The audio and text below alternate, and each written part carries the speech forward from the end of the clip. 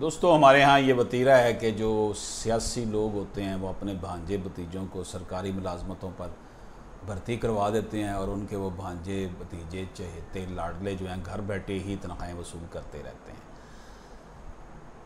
Ghost मुलाजमीन को अनोखी सज़ा, जज ने रुकने असम्बली के भांजों से गटर साफ करवाए।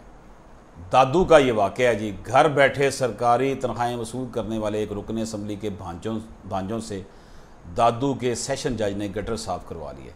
सेशन जज दादू ने सिविल अस्पताल में स्वीपर की पोस्ट पर भर्ती होकर घर बैठे तनख्वाह वसूल करने वाले रुकने असम्बली के भांजों से अपनी निगरानी में गटर साफ कराए। ये वो मुलाजमीन थे जो घर बैठे सरकारी नौकरियों की तनख्वाहें वसूल किया करते थे।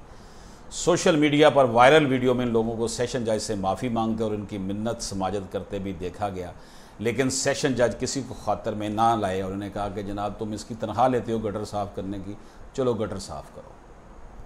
बड़ा अच्छा एक्ट है जी। अल्लाह करे